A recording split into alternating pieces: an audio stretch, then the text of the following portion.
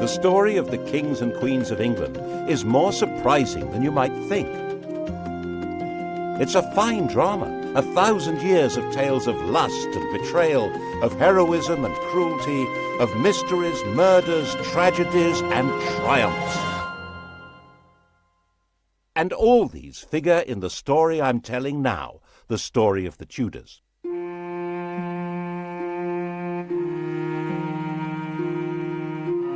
Above all, though, the story of this great dynasty of rulers is a tale of passionate love affairs and what happens when love and high politics collide.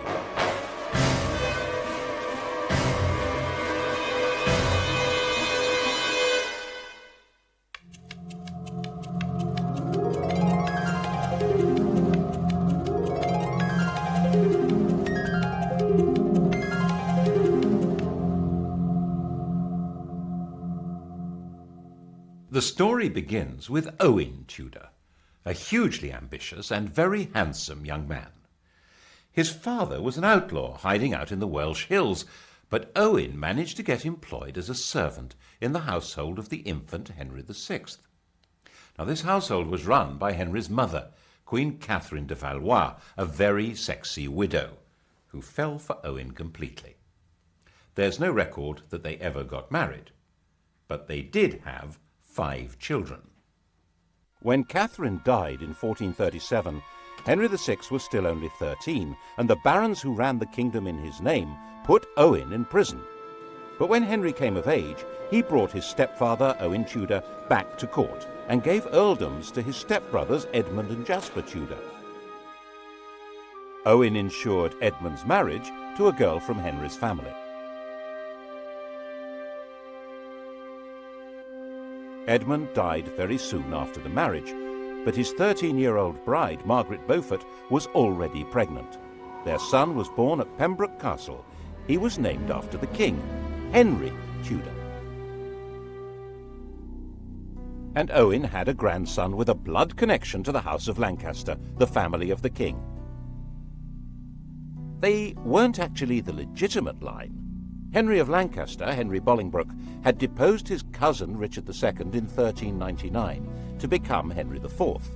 The thrones of his son and grandson, Henry V and VI, rested on that shaky foundation, which crumbled in the Wars of the Roses when the true heirs to the throne, the House of York, began to battle for their inheritance. Owen Tudor stood squarely with the Henrys, the Lancastrians. That, after all, was where he had invested all his hopes. He fought for them, and in 1461 died for them, beheaded by Yorkists in Hereford marketplace. He was the last Tudor to lose his head. But as we all know, the Tudors would take up this approach to problem solving themselves, you might say, with a vengeance.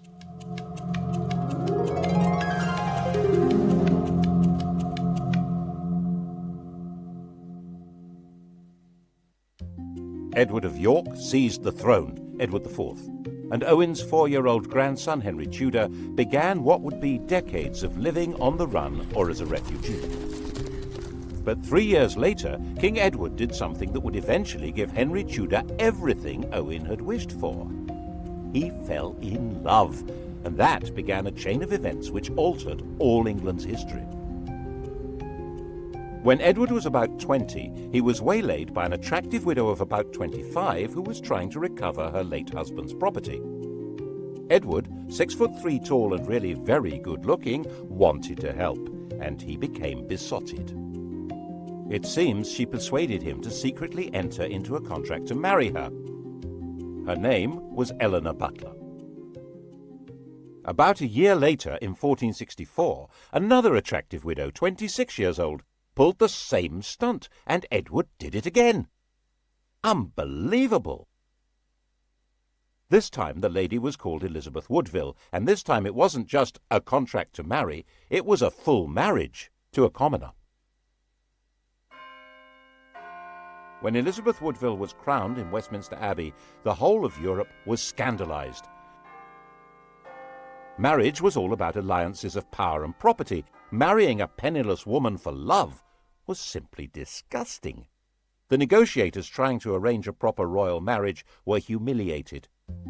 And when Edward heaped honours, wealth and titles on Elizabeth's relatives, the Rivers family, the nobility of England were outraged. They were, quite frankly, getting completely above themselves. If anyone had known about Edward's promise to marry Eleanor Butler, things would have been even worse. But she was quietly shut up in a convent and died in 1468.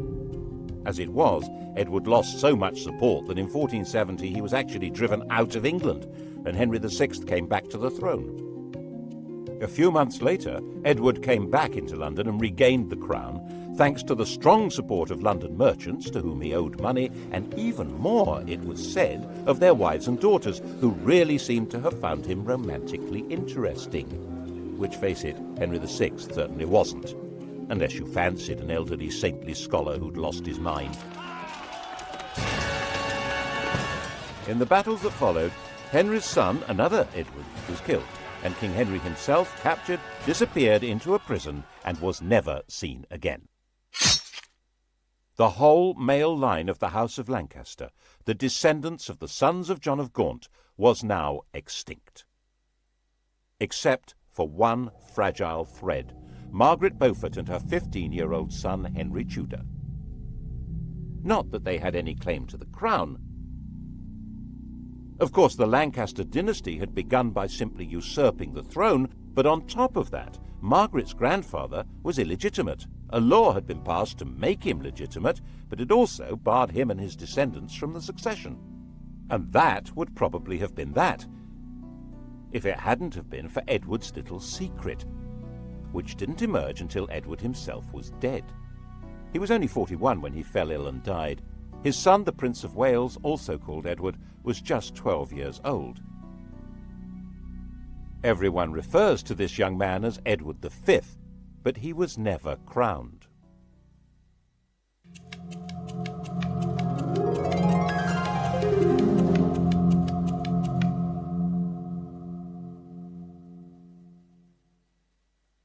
The dead king's will was clear. Prince Edward would be his successor, of course, but he would be in the care of a guardian and protector of the kingdom. That person was Edward IV's brother, Richard, Duke of Gloucester. We all know him as the most evil king in English history, the warped and twisted Richard III. Richard had been in effect King Edward's vice-regent in the north, based in the city of York, and no one at that time said anything bad about him at all. But the Queen thought there was someone even better to run her son's kingdom. Her. King Edward IV had died at Westminster. Elizabeth immediately sent her brother and other members of her household rushing up to Ludlow, where Prince Edward was staying. The idea was to hustle him to London and install him before Richard even knew what was going on. Then she and her family, the Rivers, would have control of everything. Richard, of course, did find out what was going on and said he would meet up with the party as they brought the prince through Northampton. Okay? Okay. Except that when he got to Northampton, he found that the Rivers didn't have the prince with them. Alarmed, Richard took them prisoner and found their baggage stuffed with arms and armour. There was plainly an attempt being made at a coup. Richard nipped it in the bud. He found they'd secreted the prince in Stony Stratford, Elizabeth's family home. This was before blue plaques had been invented. Richard escorted the prince to London and installed him in the Tower of London while he set about organising the coronation. And then came the bombshell. The dead king's contract to marry Eleanor Butler had been made in front of a priest, who now decided it was time to speak. Oops! If Edward really had been betrothed to Eleanor, his marriage to Elizabeth Woodville was bigamy, and the young prince couldn't be king because he was illegitimate. Was this true? This man, Robert Stillington, was no ordinary priest. Edward had promoted him and trusted him, making him a bishop and keeper of the Privy Seal and then Chancellor of England. But then Stillington became awfully friendly with King Edward's ambitious brother, the Duke of Clarence, and Clarence could not be trusted an inch. If Edward's children were illegitimate, Clarence would be next in line to the throne. Edward quickly had his brother sentenced to death and executed in private with no chance to make a public statement. Instead, the world was told Clarence had drowned in a butt of malmsey, a barrel of sweet wine. Such a sad accident. Discover the past with exclusive history documentaries and ad-free podcasts presented by world-renowned historians, all from History Hit. Watch them on your smart TV or on the go with your mobile device. Download the app now to explore everything, from the wonders of ancient Pompeii and the mystery of the princes in the tower to the life of Anne Boleyn and D-Day. Sign up via the link in the description. And Stillington spent a year locked in the tower. After his release, perhaps nervous of the power of strong drink, he kept his mouth shut until Edward was dead. But now he spoke, and Parliament believed him. With Edward's children illegitimate and Clarence's disinherited when he was executed, Richard was left as the proper successor. He reluctantly accepted. Well, he accepted.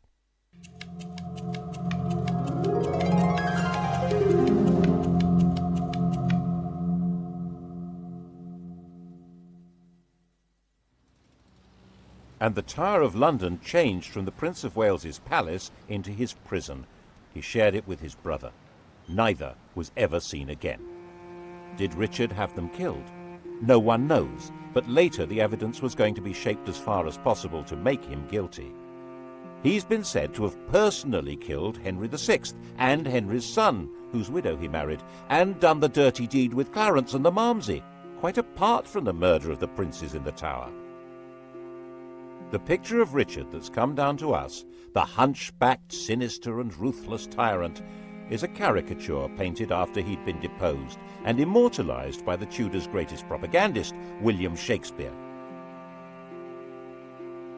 One of the buildings inside the Tower of London was even given the name the Bloody Tower to associate it with Richard's foul murder of the princes, though they almost certainly were in a different building anyway. He'd certainly been a popular figure in the north of England, where his brother had charged him with healing the divisions of the Wars of the Roses. But it only took 4 months for a rebellion to emerge against him. The rival candidate was, of course, the boy across the water, now not such a boy, Henry Tudor. The House of York was now as extinct as the House of Lancaster. Henry Tudor was all there was for disappointed Yorkists as well as Lancastrians. And there were plenty of disappointed Yorkists. Richard gave positions, power and wealth to men he trusted, whom he'd got to know in the north of England, leaving a lot of southerners out in the cold who thought they could do much better under a more sympathetic figure. And now he came. With a force of 2,000 refugees and French soldiers, Owen Tudor's grandson landed at Milford Haven in Wales on the 1st of August 1485. 3 weeks later, when he came to do battle at Bosworth, his force had grown by just 3,000 men. Richard came to the battlefield as rightful King of England. Before the battle began, he held a coronation ceremony, restating his right of true succession to the crown, a right which Henry Tudor did not possess at all. The crown of England was found lying under a bush at the end of the Battle of Bosworth and placed on Henry Tudor's head. And Henry understood how you rule England. Not by winning over great nobles, they'd pretty well all been wiped out, but by winning over public opinion. The pen is mightier than the sword, especially when it tells the story of what happened.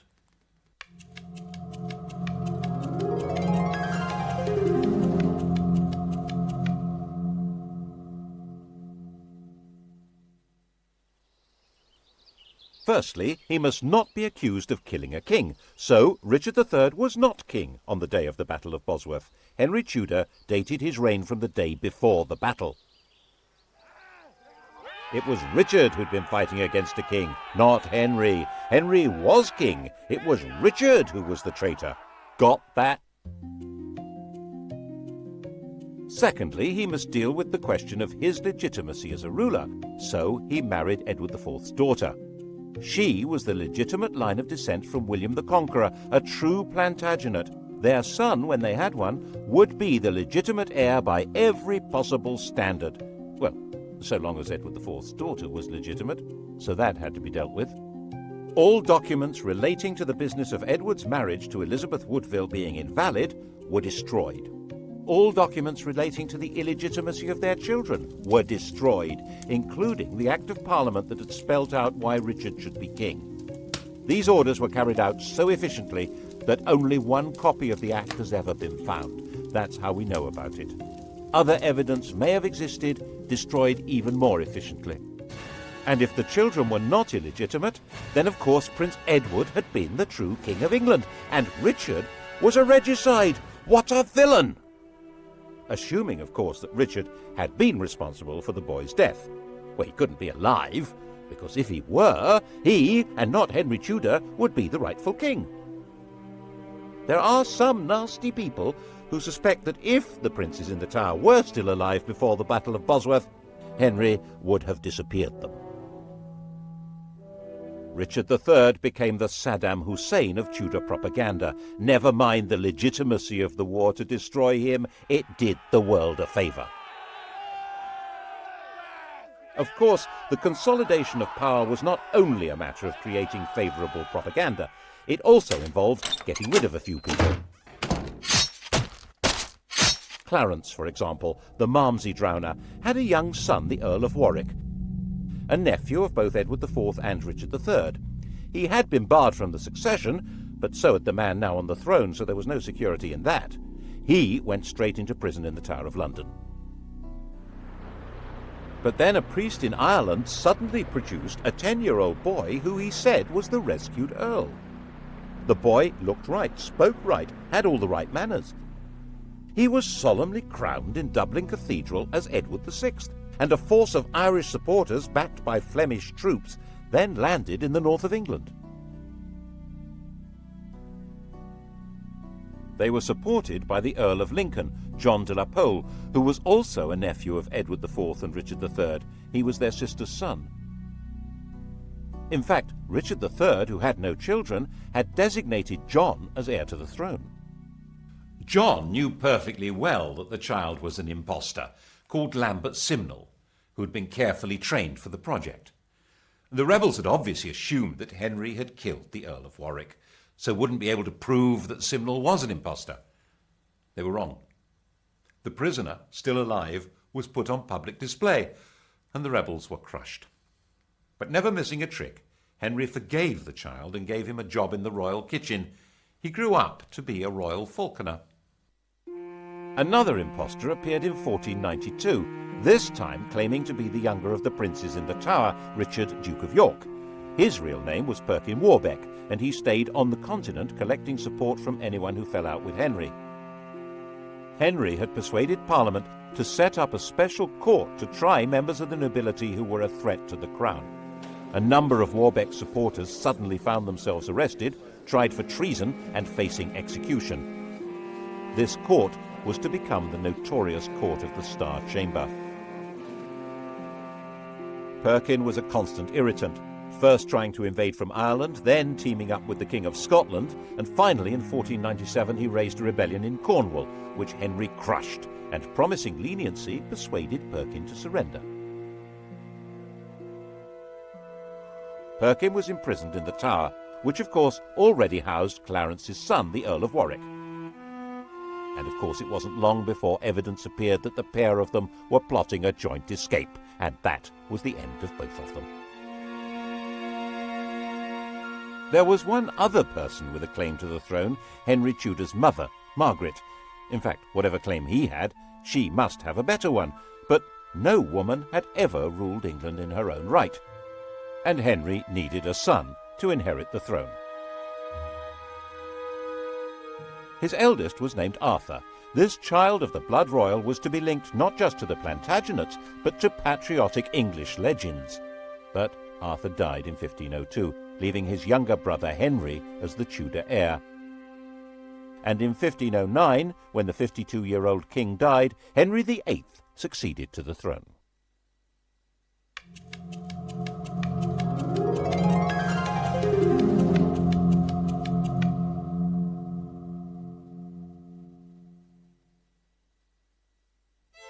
He was the perfect king, a king out of the storybooks. He was 17 years old, extremely well-educated, extremely good-looking, with polished manners and the style and physique of an athlete. He also had an unchallengeable claim to the crown, and to secure the succession, Henry VIII married the woman to whom he'd been betrothed for 7 years, Catherine of Aragon, his dead brother's widow. The Spanish worried that this was against church rules, and so the Pope granted a dispensation. In fact, this was all rubbish. While the Bible specifically forbids a man from sleeping with his brother's wife, it actually insists that he must marry his brother's widow. Anyhow, 2 years later, Catherine gave birth to a son, but the infant soon died. So did the next. In fact, the marriage only produced one child that lived, a girl called Mary. Henry was effectively all-powerful. There were no great barons anymore in England, and his father had left a well-stocked treasury. Parliament consisted to a large extent of men who depended one way or another on royal favour, and the countryside was controlled by justices of the peace who served the government. You can see the change in the very nature of power from the home of Henry's Chancellor. 50 years earlier, Edward IV's Chancellor had been a Neville, the son of the Earl of Salisbury. In those days, an Englishman's home had been his castle. Middleton Castle, actually. It was his father's home, and that great lord had also been Chancellor. Independently powerful men, based in a mighty fortified palace. But under the Tudors, the great power of the Nevilles had been broken. Middleton Castle was in the hands of the king. When Henry VIII's Chancellor Wolsey built himself a home, it certainly wasn't a castle. It was this magnificent palace, Hampton Court. Glass windows instead of arrow slits and chimneys instead of crenellations. No one needed a fortified house under the protection of a great king. And it was all at Henry's pleasure.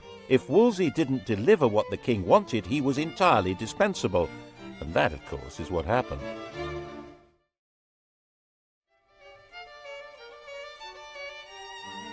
The royal marriage was haunted by the ghost of their dead sons. By the end of the 1520s, Catherine was in her late 40s, had stopped getting pregnant, and there was still no male heir, just a daughter, and England had never been ruled by a woman. Henry, determined to have a male heir, must get rid of his wife. Then he would be free to take a younger bride and make a baby boy. The bride in question, Anne Boleyn, was already well installed in Henry's life. Henry, who'd already enjoyed her sister as his mistress, had wooed Anne with enthusiasm. He married her in 1533. Her coronation didn't seem to impress Londoners. Their entwined initials on the banners produced shouts of, "Ha ha!" She was visibly pregnant and gave birth to a child. Drat! Another girl. She was named Elizabeth, and little Mary was declared illegitimate. The legality of this marriage must be sorted out before her next baby. That was Wolsey's job. He had to persuade the Pope that his predecessor should never have allowed the marriage to Catherine. Henry fancied himself as a theologian. He'd written an attack on Luther, which became a bestseller, and the Pope had declared him a defender of the faith. A proud boast which he stuck on the coinage and has remained there ever since. Every English monarch is fid deaf. So he told Wolsey exactly how the argument should be put to the Pope. Wolsey could probably have swung it if he'd been left alone. As it was, he failed and lost his job. And the Pope had also failed. So Henry, the defender of the faith, fired the Pope. To achieve this drastic act, having himself legally declared the supreme head of the Church in England, required an extraordinary shift in power. He had to find a way of giving the nation a voice so that it could say what he wanted. That way was through Parliament. The Church's wealth and power was hugely unpopular. The notion of no longer paying church taxes to Rome was really very cheery. But it wasn't as simple as that. Some people believed that the Pope really did represent divine authority. And for many others, there was a fear that the Pope might excommunicate their customers on the continent if they continued trading with them. With the effective help of a new chief minister, Thomas Cromwell, and a new Archbishop of Canterbury, Thomas Cranmer, Parliament passed the necessary acts. By the end of 1534, the King of England had become legally the total, overall, supreme ruler of the whole shebang. He closed down all the monasteries and nunneries. There weren't all that many people in them, less than 10,000 over the whole country, but there may have been 10 times that number dependent on them. And in areas such as Lincolnshire and Northumberland, there was armed rebellion. One of the rebel leaders was John Neville from that great old family of barons, but the Nevilles were no threat to the modern crown. The rebellions were crushed. And monastic lands were sold off cheap to bolster the treasury, make Henry more popular, and allow successful businessmen to turn themselves into grateful country gentry who would loyally support the crown. The old struggle for power between the papacy and the monarchy had now been decisively settled. Becket, the 12th century archbishop whose defence of church power had led to his martyrdom, had been the most popular saint in England. Henry ordered Becket to be declared no saint, to be tried and convicted of treason, and for his bones to be burned and the dust scattered in the air. Who's in charge now, eh? What's more, in 1536 Catherine of Aragon died, meaning that the problem of the ex-queen had gone away. He and Anne Boleyn dressed in bright yellow to celebrate. But 4 months later, he was told that Anne had committed adultery. Henry was surrounded by courtiers jockeying for influence, forming alliances, factions, to do down those who might damage them, and Anne became a victim of an organised campaign by those who felt endangered by her faction. Whether it was true or not, no one knows, because Henry's fury was so total that her trial and those of her supposed lovers was a travesty. She might indeed get pregnant with a boy, but then its parentage would be in doubt, and she might not. She'd miscarried at least twice since Elizabeth's birth. Without a legitimate son, it had all been for nothing. Anne was imprisoned in the royal lodgings in the Tower of London. Henry had extended them before their coronation, and now she was occupying them for the first time. Not as his wife, but as his prisoner. After 18 days she was beheaded, and Henry married Jane Seymour.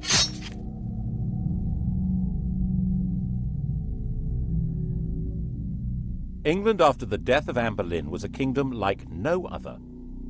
Henry ruled in England as head of the church as well as king, like some pagan priest-king. He was the judge of heresy as well as crime. He held the keys to heaven as well as to earthly promotion. That chap in the Vatican was now just referred to as the Bishop of Rome. To even think the wrong thoughts in this kingdom could be treason. That was how the new Chancellor, Thomas More, found himself imprisoned in the bell tower of the Tower of London. Not for what he did, or even what he said, but for thinking that the king should not be head of the church. He was publicly executed on Tower Hill. Henry was terrifying, magnificent, generous, dangerous, and in most people's eyes, the best king England had seen in a very long time. And Jane had a son, Edward. Sadly, she died in childbirth, but the throne was safe. His only problem was abroad, and by 1539 it did begin to look as though the Bishop of Rome might be lining up some muscle against him. But there were now well-established and powerful Protestant princes in Germany, and on the fine old principle that my enemy's enemy is my friend, Henry married into their world. He got Anne of Cleves for a wife. The defender of the faith, intellectual scourge of the Lutherans, had married one. Actually, neither of them was much interested in theology, or in each other. Henry, now fat, with an ulcerating leg and a vicious temper, thought his 23-year-old wife was plain, smelly, and lacking in all the graces. He called her a Flanders mare, and they both quickly agreed the marriage was a terrible mistake. Fortunately, it was soon discovered that she had a pre-contract of marriage with someone else, and so there never had been a valid marriage to Henry. The only casualty was Thomas Cromwell, who'd set the whole thing up, and who now went to the block. Well, him and one of Anne's ladies-in-waiting, Catherine Howard. Her destruction began when More's ended. She was a kind of well-connected Monica Lewinsky figure, a teenager with sex on her mind who wanted to seduce the most powerful man around, and he fell for her and married her. And when she carried on being sexy and had sex with other men, he flew into another tempestuous rage and had her beheaded. Her lovers' heads were mounted on London Bridge. Henry then decided to marry John Neville's widow, Catherine Parr. She was extremely nervous, but had no choice. She worked hard at trying to keep Henry's temper in check, moderating his ferocity towards people he thought were traitors or heretics, and persuading him to acknowledge Mary and Elizabeth as his legitimate children. His death 4 years later in 1547 was obviously a huge relief.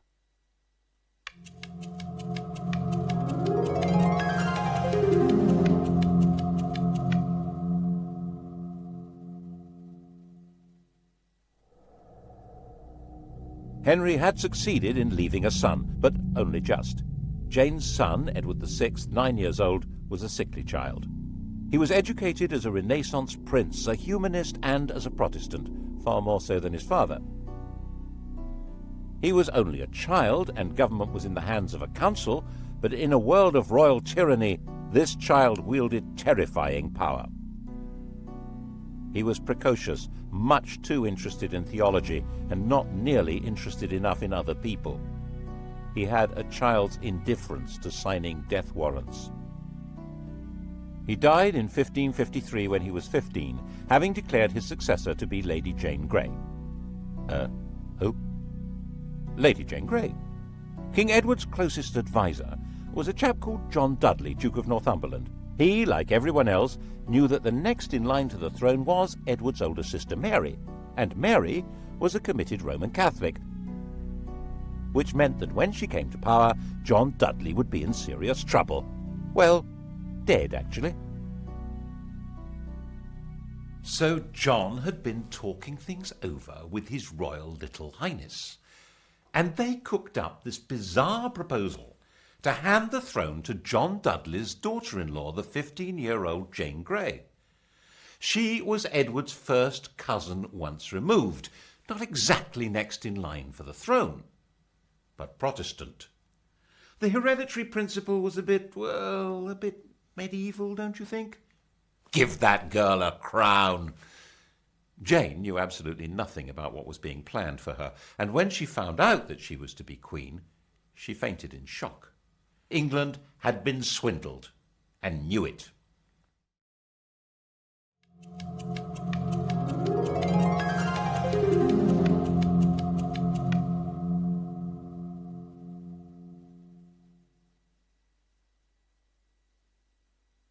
Jane came to London as queen, but was she? Everyone's eyes turned to Mary.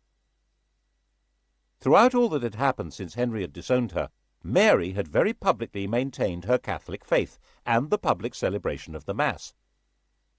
She'd become a symbol of resistance to tyranny, and whenever she appeared in public she was mobbed and cheered.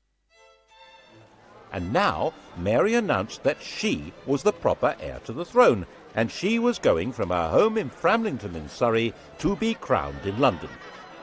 The journey was a procession through villages and towns filled with cheering crowds. She entered London to the greatest street party the city had ever seen. The dancing, drinking and bell-ringing went on all night. After just 9 days as the first woman to rule England, Jane was placed under arrest by her own father, who was supposed to be her chief defender. She was imprisoned, and Mary felt obliged in the end to have Jane executed. It didn't help that her father joined a rebellion against Mary.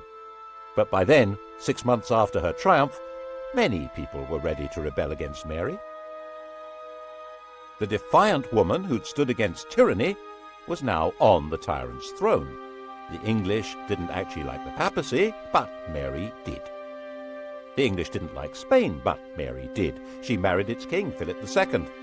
And the English didn't like being forced to subscribe to religious beliefs on pain of death. Mary had 277 people burned alive because of their religious opinions. Bloody Mary. Unable to have children, a bitter invalid, England's second queen died in 1558, 42 years old, the most detested ruler in all England's history. There were celebrations almost as fervent as had greeted her arrival 5 years before.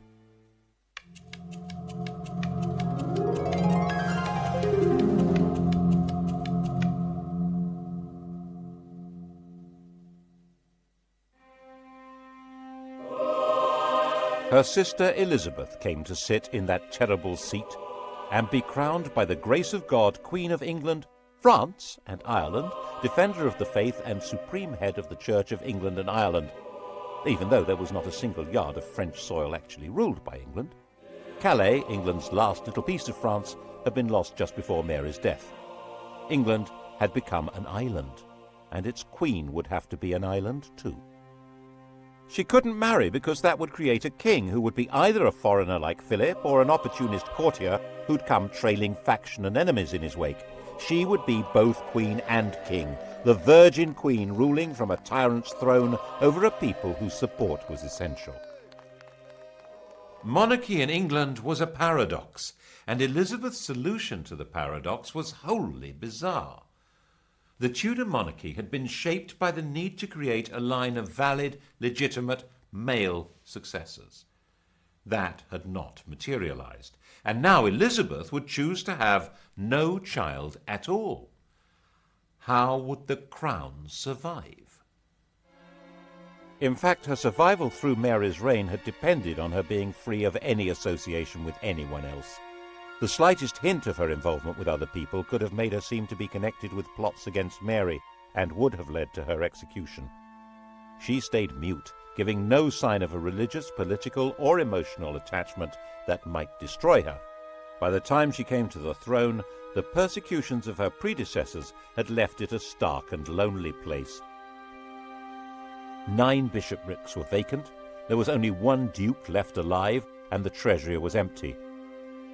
She had no close relatives left alive. The heir to the throne was her aunt's granddaughter, Mary, Queen of Scots, a Roman Catholic. No one knew whether Elizabeth was a Roman Catholic or a Protestant. The first test came over the oath of allegiance. Elizabeth insisted that, like her father, people must acknowledge her as head of the church. The bishops, Roman Catholics appointed by Mary, said that in that case none of them would allow her a coronation. Well, all except for the Bishop of Carlisle. He did the honours, and the popular acclamation for the new queen was terrific, and she shouted back, "God a mercy, good people." Elizabeth interpreted her religious role in a new way. She declared that she didn't mind whether her subjects were Catholic or Protestant, so long as they were loyal. She'd survived by being very careful about what she said and did, and that was how she coped with sovereignty. She dared not marry or be touched by scandal, but her every move was watched like any modern royal, maybe more so. To the extent that her laundresses were bribed by ambassadors who wanted to know whether her periods had stopped in case she was pregnant.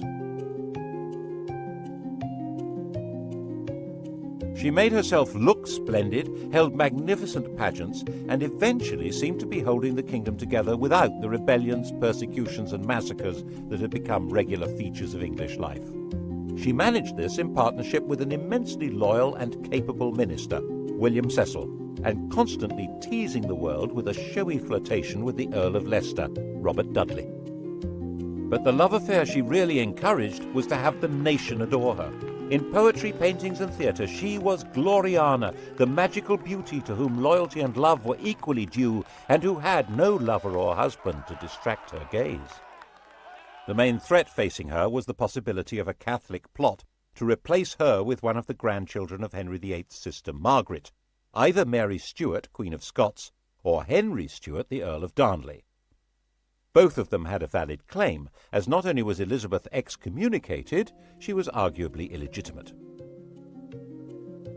They were carefully encouraged to maneuver themselves into helplessness. Mary was the more dangerous. She'd been Queen of France until her husband's death, and a ruler of Scotland who had French backing would be a danger to England even without the religious issue. But Mary's education had been unlike Elizabeth's. She'd not lived in fear of her life, but in the indulgent French court. This was not a good preparation for life in Britain, a land of conspiracies and killings. Darnley was a weak man in a weak position, a good-looking, unstable lout. What happened next looks like a cunning plan. Elizabeth pretty much obliged the 19-year-old Darnley to visit the 22-year-old widow Mary, having ordered him not to marry her. The result was totally predictable. And Darnley was a total liability to Mary. Dim-witted and resentful of his lack of power, he was also furiously jealous. And when he thought her adviser Rizzio was having an affair with Mary, he joined a plot that had Rizzio murdered in front of her. She now viewed Darnley, the patsy in all this, with hatred and contempt, and was herself complicit in the plot that murdered him with an explosion. She ended up fleeing her own kingdom and throwing herself on Elizabeth's mercy, ultimately a bad place to be. Elizabeth was half the time sure that Mary should be executed to deprive Catholic plotters of a candidate for the throne, and half the time sure that she should do no such thing. Ruling queens were rarer than hen's teeth. For one to kill another really wasn't good. She signed the death warrant, but in a state of real distress. Mary and Darnley had a son, James, and he was now the virtually incontrovertible heir to Elizabeth's throne. She wrote to him confirming that and apologizing for what she'd done to his mother. The very idea that it was legitimate to kill a crowned sovereign was extremely dangerous. Elizabeth was deeply concerned with the rights and powers, the prerogatives of the sovereign. She was very wary of Parliament, which in her view treated every request for taxes as a blackmail opportunity to give itself powers of government. So she tried very hard not to ask for taxes, and her government was parsimonious, mean as possible, and then some. She was determined to protect royal authority. She refused to allow Parliament to refer to England as a state. She said it sounded too much like something to do with the States General, the parliamentary body that ruled the Dutch Republic. That republic, born out of a rebellion against the King of Spain, was in Elizabeth's eyes an unfortunate novelty. It was her ally in her struggle to keep England out of Spain's clutches, but she was nervous that its political ideas might be catching. England was a kingdom. It happened to be ruled by a queen, but as she famously said, one who had the heart and stomach of a king. Of course, Elizabeth's greatest moment was when she managed to see off the Spanish Armada, when Philip II, by far the most powerful ruler in the world, assembled a vast fleet to collect an invasion army from the Low Countries and bring England back into the Roman Catholic Church. The English fleet, genuinely patriotic, genuinely daring, skillfully harried the Armada to prevent it finding a safe anchorage where it could make contact with the landing force.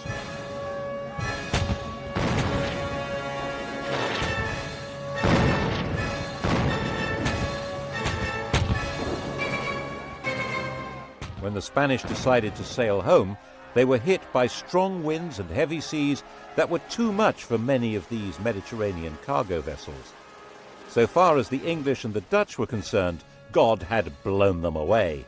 Philip himself saw it as a baffling defeat that meant God was not on his side. But Elizabeth was still not prepared to ask Parliament for the money to pay her victorious sailors' wages. They were not due to be paid until they came ashore, so their queen left them rotting at anchor. And when messengers came to court to plead for the starving men who'd saved England, they arrived in the middle of extravagant celebrations of the victory and were turned away. Elizabeth died, the grandest of all England's rulers, in 1603. Her successor was Mary's son, James Stuart, already ruler of Scotland. He had inherited glory, but with it an empty treasury and an isolated kingdom.